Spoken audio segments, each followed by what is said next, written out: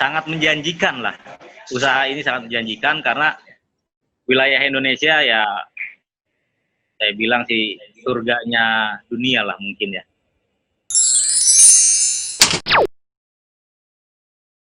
Assalamualaikum warahmatullahi wabarakatuh. Mari TV kembali mengudara. Pada edisi kali ini akan mengurai salah satu aktivitasnya yang usaha di laut atau laut. Assalamualaikum. Waalaikumsalam warahmatullahi wabarakatuh, Bang. Andi, mana kabarnya, Bang Andi? Alhamdulillah sehat. Yang saya tahu, Abang ini kan untuk mencari hewan laut yang bisa diperjualbelikan atau nantinya akan dimakan itu sampai ke luar daerah ya, Bang ya? Abang katanya ke Bengkulu. Iya. Itu untuk bisa berusaha di wirausaha laut ini. Awal Abang berusaha di wirausaha laut itu dari mana? Iya. Ya, seperti biasalah kita pelajarin produk knowledge-nya. Awalnya sih tahun 2016 tuh lagi keadaan lagi agak-agak susah gitu kan. Dulu saya kan bisnis di bidang lain. Saya dulu bisnis di konveksi ya. Kemudian saya pikir kok agak-agak menurun, merosot terus gitu kan. Nah, saya berpikir apa nih usaha yang kira-kira bisa continue gitu kan. Karena saya suka usaha, saya nggak suka kerja gitu kan. Akhirnya saya putuskan, oh kuliner gitu. Oh ternyata kuliner ini kebutuhannya kan memang setiap hari kebutuhan. Nah, tapi di kuliner ini untuk restoran, saya nggak mungkin lah karena saya nggak punya basic di situ. Basic saya kan memang di marketing kan. Akhirnya saya berpikir, oh pengadaan barang. Akhirnya konsultasi dengan beberapa teman, akhirnya diperkenalkanlah saya dengan produk seafood. Waktu itu awalnya saya main dengan lobster. Saya turun ke Aceh, ketemu sama teman-teman alumni juga di sana. Ada alumni angkatan 2002, 2012 atau 2002 ya. Saya Dina, nah kebetulan dia tentara di sana. Saya ngobrol-ngobrol sama dia, saya datang ke sini mau cari produk seperti ini, gini-gini. Akhirnya diperkenalkanlah dengan teman-teman di sana, di Aceh. Setelah pulang dari Aceh, sempat berjalan beberapa lama, saya kembangkan lagi, saya berangkat ke Maluku Utara. Nah dari sana saya mulai berjalan lah sampai sekarang gitu. Jadi untuk mencari hewan laut itu sampai Maluku segala Pak ya, sampai jauh segitu ya Pak? Iya, betul, sampai Morotai, saya di Morotai, kemudian berangkat dari Morotai itu daerah namanya Loloda, itu masih 3 jam lagi melalui pakai kapal kecil, pakai kapal ketinting kalau di sana namanya. Itu yang kita nggak bisa bergerak, udah duduk aja kayak sampan gitu. Cuma memang aksesnya ya itulah di daerah. Makanya produk hasil laut ini, terutama yang live, yang hidup, yang live ya, yang hidup itu mahal harganya karena memang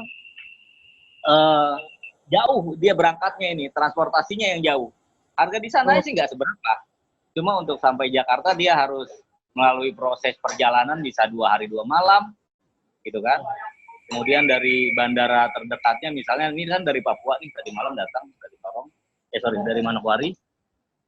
Ini untuk sampai ke lokasi Manokwari itu dia butuh waktu 2 harian. Jadi melalui dari pulau, darat, pulau lagi, darat lagi, sampai ke bandara. Nah dari bandara baru terbang ke Jakarta, gitu. Artinya usaha ini udah mengalami keuntungan yang luar biasa untuk apa nggak? Naik turun ya, naik turun. Sebenarnya kemarin saya sudah sempat ekspor juga, ekspor sendiri itu ke Singapura, Thailand, Vietnam. Nah cuma pas COVID itu kemarin berhenti total semua. Nah, disitulah agak terjadi kendala lah, karena kita udah keluar banyak modal gitu kan, karena kebutuhan ekspor itu, jadi kita nggak bisa memenuhinya dengan angka yang pas. Contohnya, permintaan mereka 200 kilo, berarti kita harus belanjanya 300 kilo, gitu. Karena untuk spare-nya sampai di Jakarta, nanti kan kita sortir lagi, hasil sortir ini akan kita ekspor, gitu. Ya sekarang baru mulai berjalan lagi lah setelah COVID kemarin itu, sempat berhenti berapa bulan ya, dari Februari saya total berhenti itu, dari Februari hanya memenuhi kebutuhan lokal aja ke resto. Cuma resto juga kan permintaannya nggak besar karena mereka nggak boleh makan di tempat kan kemarin gitu. Tapi supply and demand-nya masih besar, Bang. Masih untuk permintaan mulai banyak, tapi belum senormal kemarin. Karena memang untuk Indonesia ini kan, untuk jenis-jenis kepiting terutama, ini mengalami 2 musim dia. Jadi ada on season sama off season. Gitu. On season itu harga lagi bagus, produk sih lagi banyak, gitu kan. Itu di Indonesia itu mulainya bulan Desember sampai dengan bulan Mei, itu bagusnya. Harga juga lagi bagus, produksi juga lagi tinggi, jadi permintaan dari luar negeri itu sangat tinggi sekali. Kemarin sebelum COVID, ya pokoknya kita, COVID ini kan kemarin musibah lah ya, jadi nggak ada yang bisa menghitungkan itu sebagai program kegiatan gitu kan. Itu satu hari nggak kurang dari 5 ton untuk kepiting kita keluar ke luar negeri gitu. Artinya usaha ini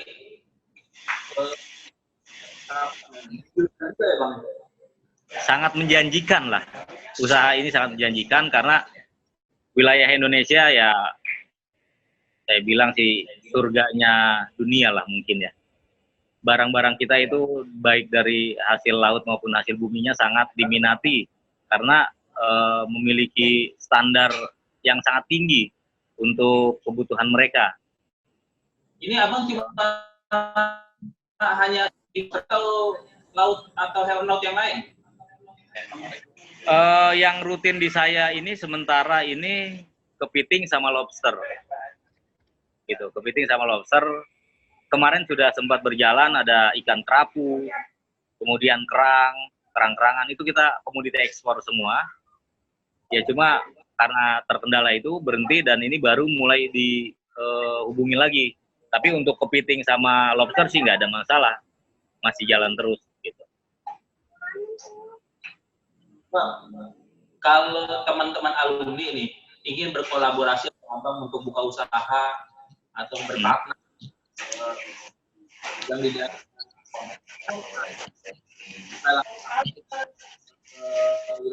kira-kira itu kerjasama itu dibuka nggak sama Abang?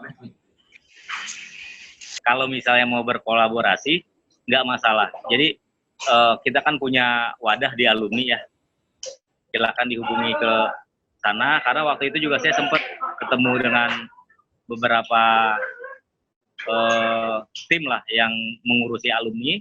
Saya juga sempat bilang kalau misalnya mau jalan silahkan, saya punya channel untuk pengadaan barang dan penjualan gitu. Yang saya butuhkan itu penambahan kuota, karena kalau misalnya kita sudah main ekspor berarti kuota kita harus stabil gitu kan.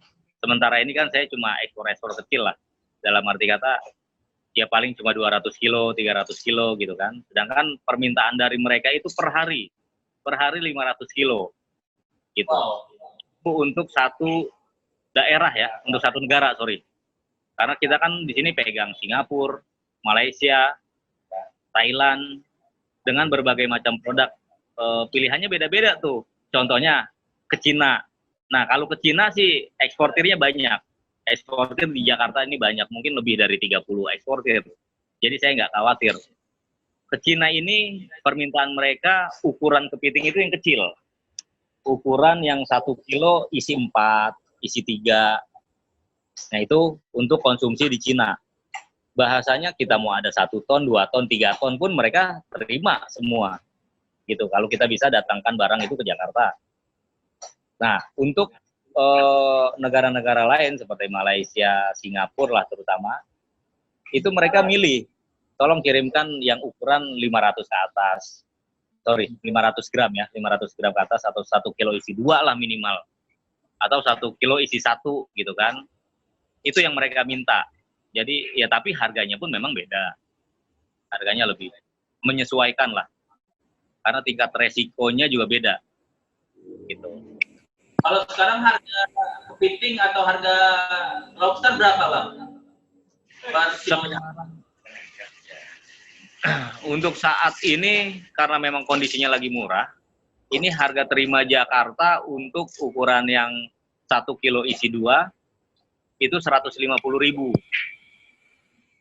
Kita jualnya nih 150.000 ke resto ya. Resto. Tapi kalau kita ke eksportir itu cuma 130.000.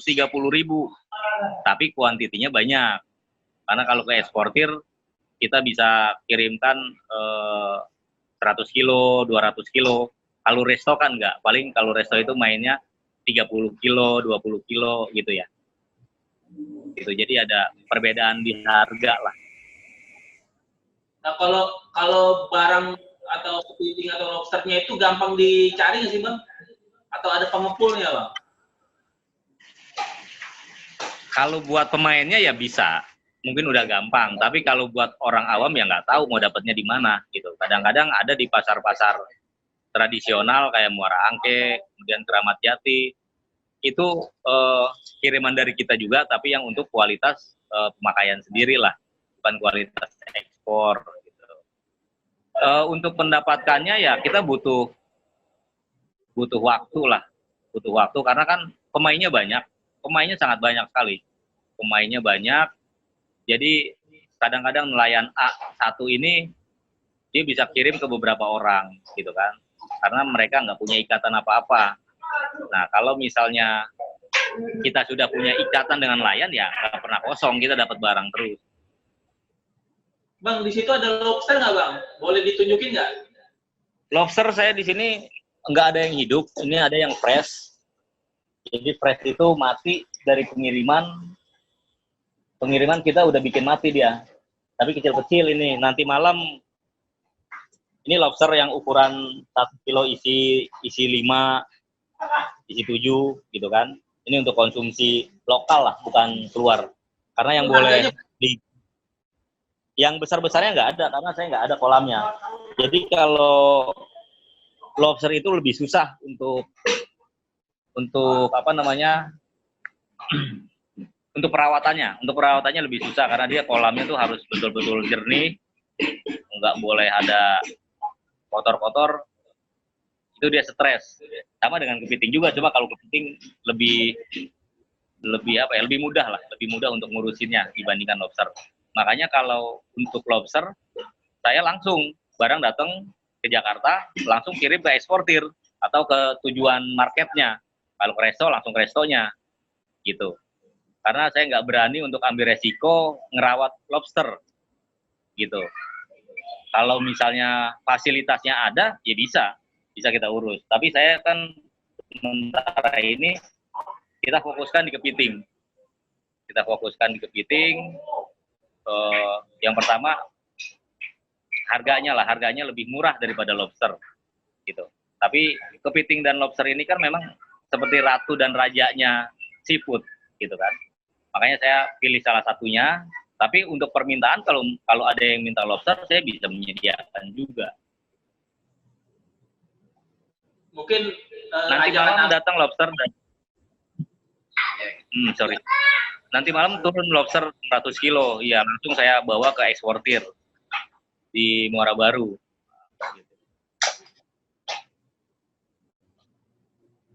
Mungkin aja Abang untuk bekerja sama kepada alumni yang mungkin punya restoran atau punya warung, bisa nggak nih, Bang? Iya, boleh, bisa kita bantu untuk supply karena kita juga pegang resto di Jakarta, Jabodetabek sampai ke Surabaya juga kemarin kirim gitu kan, Semarang, Jogja. kita bisa supply lah apa kebutuhan teman-teman, kita bisa saling support. Kalau misalnya butuh yang seperti apa juga bisa gitu kan, mau yang hidup boleh, mau yang fresh boleh, dan nggak hanya sebatas kepiting dan lobster saja, karena kita juga kan ada cumi, kemudian ikan-ikan gitu kan, itu bisa kita bantu lah, kita supply lah. Artinya peluang ini sebenarnya bagus ya Pak, kalau misalkan teman alumni bisa saling kolaborasi, saling kerjasama, sehingga usaha abang dan usaha teman-teman alumni yang lain yang di bidang kuliner bisa. Iya, sangat bagus sekali sebenarnya. Bahasanya begini, kita kan butuh orang kepercayaan, karena kayak sekarang contohnya, saya kalau belanja ya kirim uang duluan, gitu kan. Kalau misalnya kita punya rekan-rekan alumni di daerah misalnya untuk yang penghasil gitu kan, penghasil produk-produk seafood ini, kan kita bisa jadikan sebagai rekanan kita di sana untuk tolong uangnya pegangin gitu kan, nanti belanjain ke si A, ke si B, ke si C misalnya gitu kan, di wilayah ini. Nah itu kan sebenarnya peluang yang sangat besar sekali gitu kan. Karena di bisnis seafood ini terus terang yang paling berperan adalah kepercayaan gitu. Kadang-kadang saya dapat barang nggak pakai uang. Mereka telepon, Pak, saya ada barang, bisa tolong bantu jualin? Oh silakan kirim, gitu kan. Nah tapi ada beberapa memang yang harus kita belanja kalau memang sudah rutin, gitu kan. Jadi kebutuhan kita nih jadi terbalik, begitu kan. Waduh, saya butuh nih. Misalnya kemarin dia ngirim tanpa kita kasih dana, misalnya bisa 100 kilo. Nah ketika kita ada kontrak dengan buyer, misalnya kebutuhan 200 kilo, berarti kita kan harus ngasih dana ke mereka. Tolong tambahin kuotanya, gitu kan. Ini dananya. Nah, itu dananya di depan. Itu dinamika wirausaha kan Bang ya? Atau ya, iya benar. Pokoknya. Betul. Seperti itulah dinamikanya. Ya, yang jelas kebutuhan sangat besar sekali. Kemudian pengadaan barang juga sangat besar sekali. Potensi kita di Indonesia nggak pernah kekurangan barang. Bayangkan dari zaman dulu lah, dari saya belum main pun bahasanya, dari 20 tahun yang lalu kita udah ekspor komoditi ini, dan sampai sekarang kuotanya nggak pernah kurang, nambah terus. Gitu, memang ya udah sunatullah lah. Allah kasih buat kita ini rezeki, kesempatan kita yang ada di Indonesia. Karena permintaan barang di Indonesia itu yaitu tadi sangat tinggi sekali dengan kualitas dan standar mereka, gitu. Mereka punya standar masing-masing, gitu kan. Tapi dengan produk yang di Indonesia ini dibandingkan dengan negara-negara lain itu jauh sekali. Wow, alhamdulillah nih teman-teman alumni Asidikiah yang ingin berusaha di lokal menghubungi Bang Cepi. Siap. Kalau buka di Google mungkin nama saya ada di atas, mungkin klik aja jual beli kepiting dan lobster Jakarta, mungkin nama saya di atas, gitu. Saya juga nggak tahu gimana ceritanya itu ada di atas. Saya nggak pernah bayar padahal, gitu. Jadi hampir setiap minggu ada buyer dari luar itu kontak saya, gitu kan, butuh barang gitu. Ya karena keterbatasan dan kemampuan saya belum bisa untuk memenuhi mereka semua, gitu. Baik dari personilnya maupun dari pendanaannya, gitu. Ya jadi saya jalanin yang ada aja dulu pelan-pelan. Prospek sih banyak, gitu kan. Banyak lah, prospek-prospeknya banyak, dan ini sangat menjanjikan sekali untuk di seafood. Karena memang wilayah Indonesia kan peredarannya lebih besar daripada daratannya, gitu kan. Negara kelautan. Gimana? Negara kelautan. Iya. Maritim, iya betul. Hasil dari laut lebih banyak yang bisa kita manfaatkan sebenarnya daripada yang di darat, gitu. Terima kasih Bang Cepi atas wawancara inspirasi usaha panganan laut ini. Siap, Pak. Wabarakatuh. Waalaikumsalam warahmatullahi wabarakatuh.